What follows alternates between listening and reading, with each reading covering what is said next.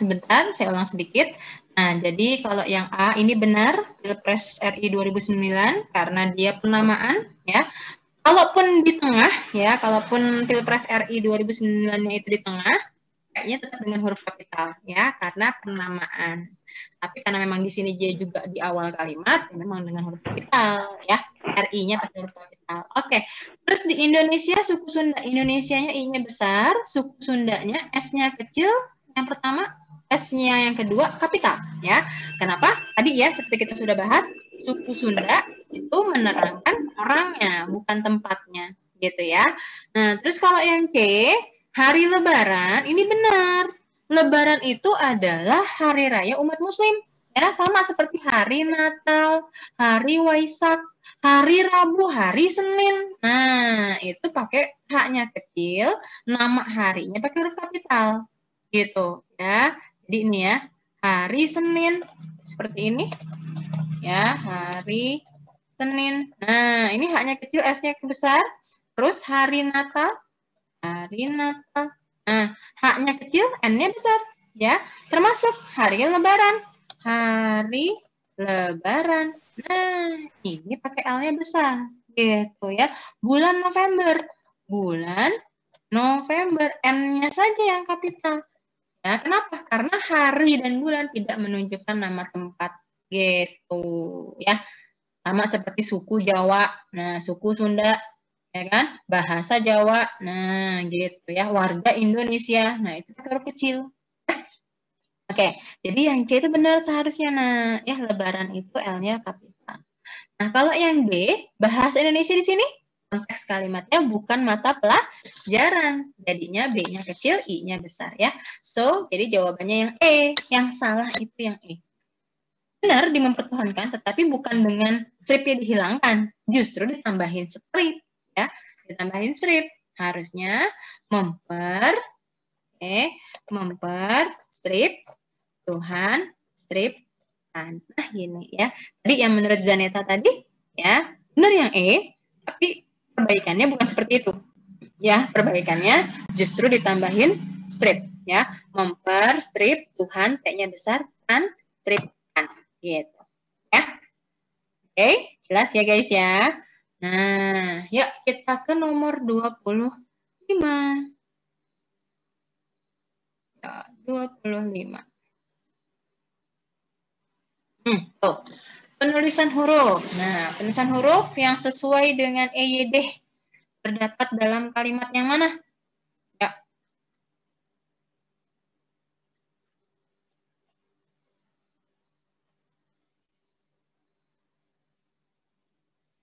Coba yang mana?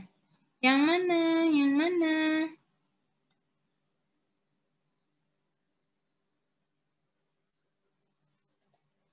Menurut Tasnim. Menurut Tasnim yang benar yang mana, Nak?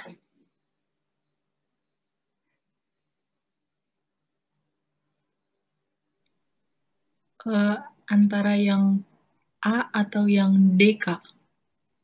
Yang A atau yang B?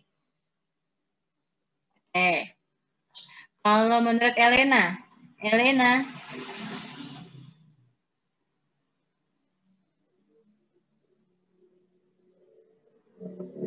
Ya, kalau menurut Elena yang benar yang mana, Nak?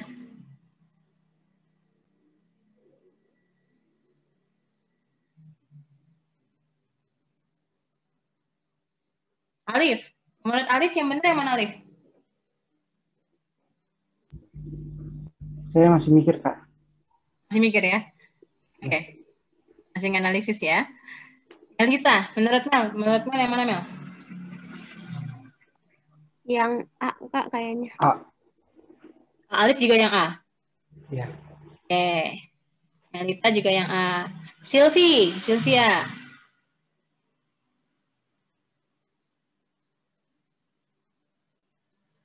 Coba Sil, yang mana Sylvie?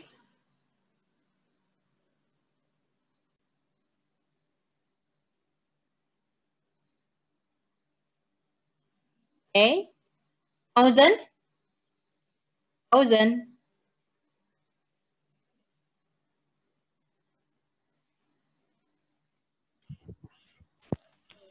Yang A, Kak. Kalau Iya, Sylvie halo. yang A. Fauzan? Halo, halo. Ya?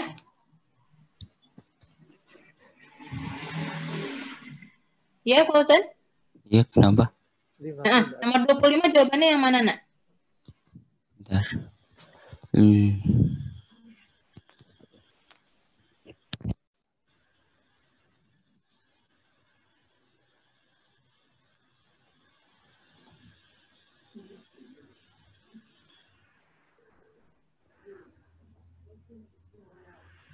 Yang C. Yang mana? Yang C. Yang C. Yang C. Oke, Syafa. Kalau menurut Syafa yang mana, Syafa?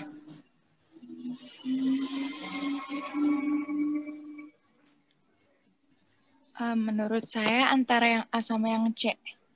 Antara yang A sama yang C. Oke. Nicholas.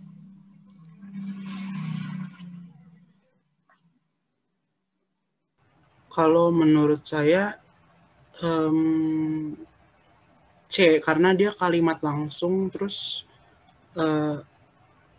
kayaknya dia belum selesai ngomongnya, atau udah ya, kayak belum deh. Kalau belum pakai koma di dalam tanda kutip, tapi nggak tahu juga sih antara C atau A, tapi saya feeling saya ke C. Feelingnya yang C ya.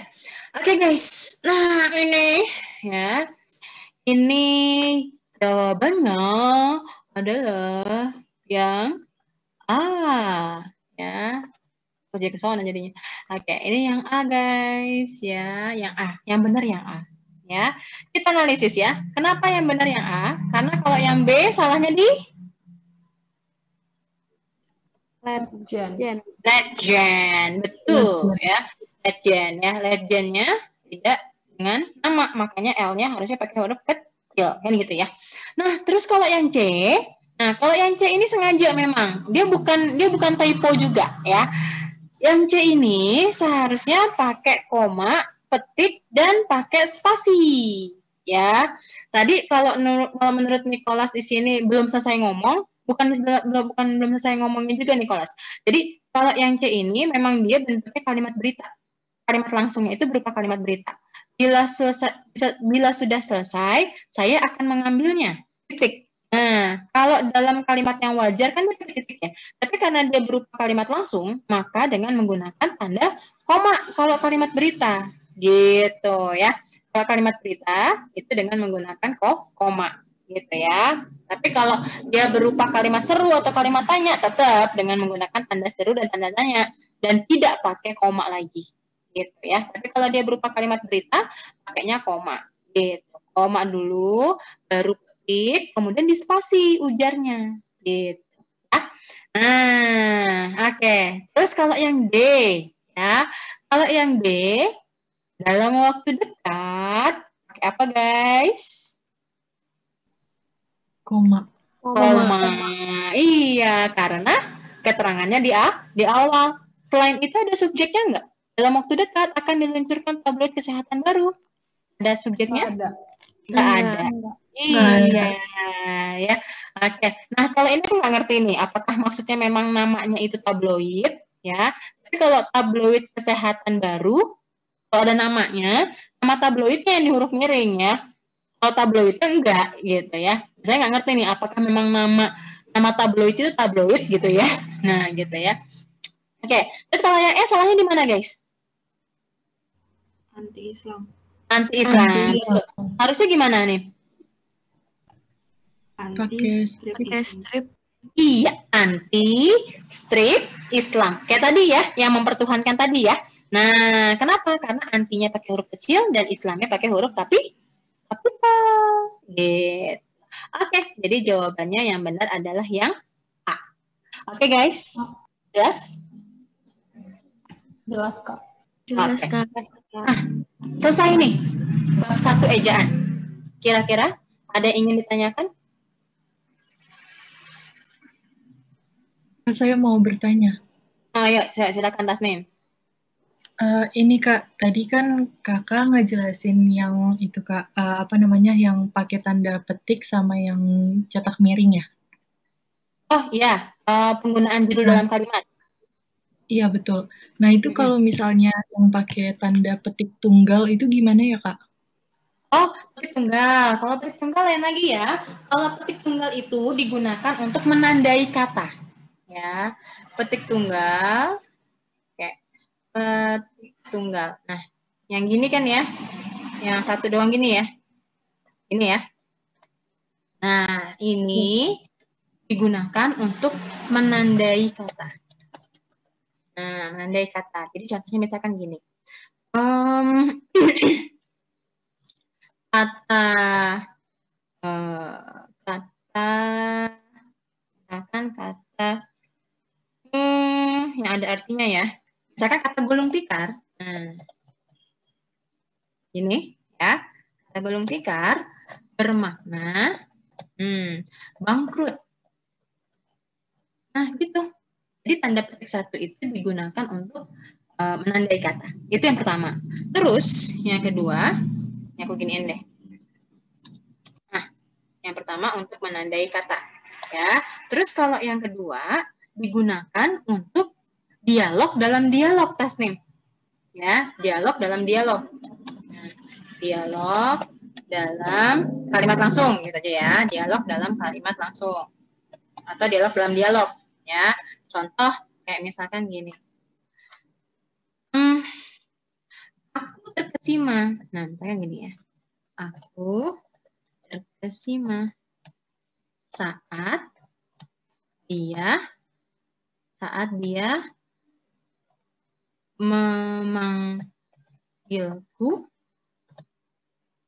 dia memanggilku sayang. Nah, ini ya, sayang terhadap saat dia memanggilku sayang di depan kelas tadi. Nah, gitu ya. Koma, petik, ceritanya. Nah, gitu. Jadi, tanda petik satu itu digunakan yang pertama untuk menandai kata, terus yang kedua untuk dialog dalam dialog. Gitu. Oke, Tasnim? Oke, Kak. Makasih banyak ya, Kak. Nah, jadi kalau misalkan ada dialog dalam dialog, nah itu dengan menggunakan tanda petik satu, gitu ya. Nah, atau misalkan gini lagi, dia berujar. Nah, dia berujar, koma, gini ya. Terus petik lagi. Saya senang sekali ketika mereka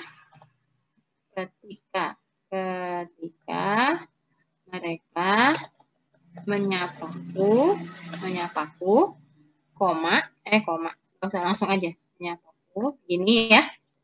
Nah, selamat pagi, Bu Guru.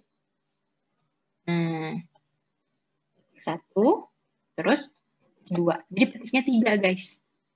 Gitu ya. Petik satu. Oh, sorry. Ini harusnya komain dulu. Nah, gini ya. Petik satu, koma, petik. Ini apa sih? Oh, ininya di depan ya. Maaf. Nah, titik dulu. Maaf.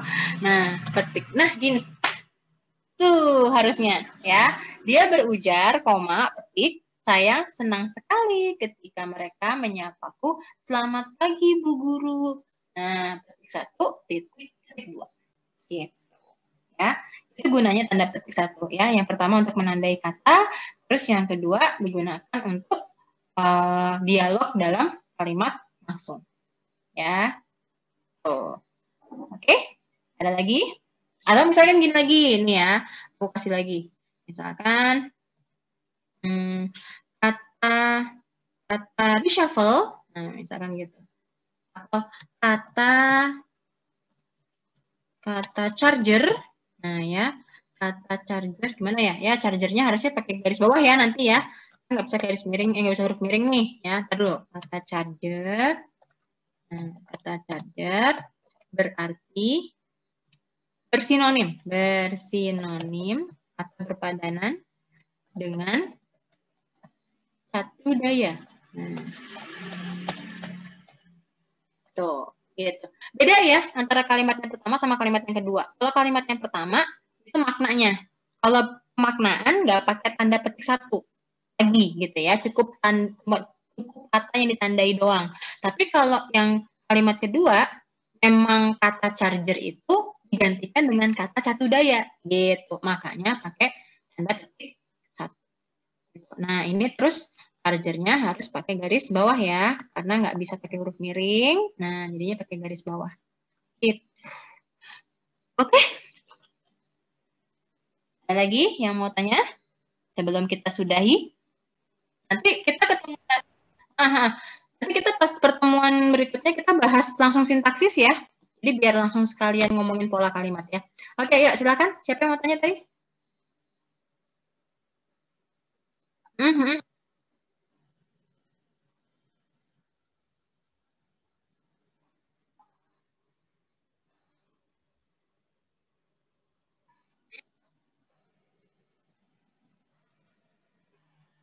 Oke, kita lihat lagi ya ke konteks kalimatnya lagi ya. Coba kita cek lagi deh. Konteks kalimatnya bagaimana? Sebentar.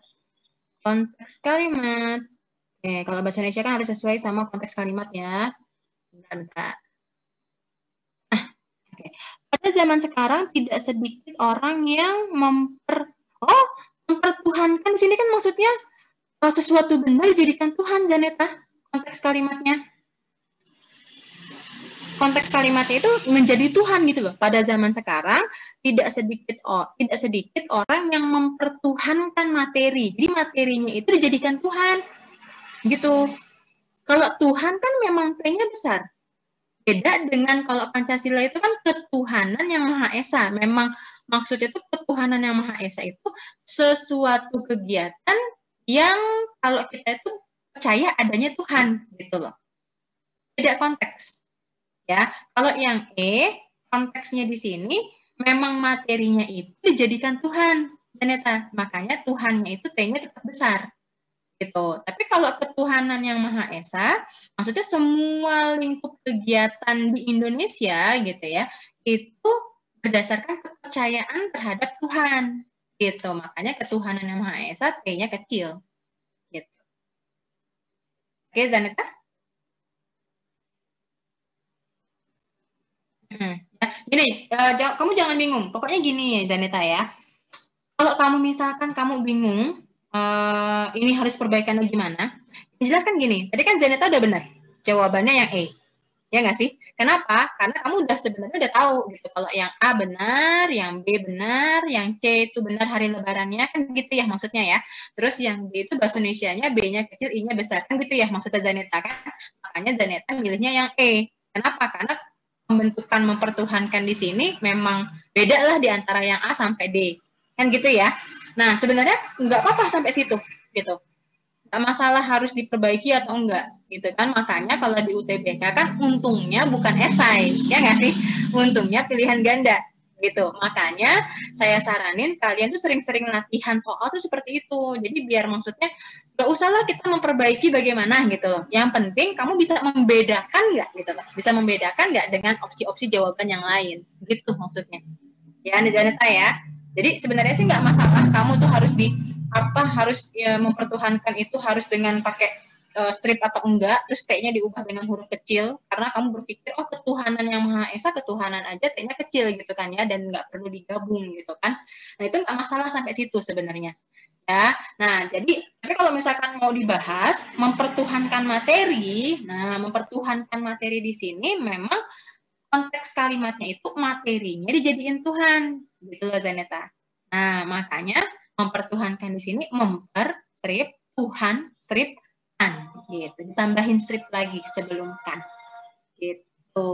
Tapi kalau misalkan kalau kamu ngerasa mempertuhankannya itu harusnya digabung gitu ya. Selama itu nggak disuruh memperbaiki itu nggak apa-apa. Yang jelas kamu bisa membedakan antara yang A sama antara yang A sampai D. Yang A sampai D itu kan benar semua tuh gitu ya, nggak masalah. Nah, jadinya kamu jawab yang E. Makanya benar. Gitu. Oke, Janeta? Gitu ya. Jadi jangan terlalu bingungnya, jangan terlalu jauh ya Janeta ya. Jangan terlalu jauh. Pokoknya yang penting kayak misalkan nih kayak nomor 20 yang sampingnya, ya kan? Kayak nomor 20 sampingnya. Mungkin kamu berpikir gitu ya, kamu berpikir masa reformasi jangan-jangan R-nya besar gitu ya. Oke, bandingin dulu sama pilihan-pilihan jawaban yang lain. Yang A sudah pasti salah. CPNS itu kan emang nggak pakai titik gitu kan ya. Nah, terus kalau yang D, tersebar luas memang salah. Tersebar spasi luas seharusnya. Kenapa? Karena cuma dikasih imbuhan di depan doang.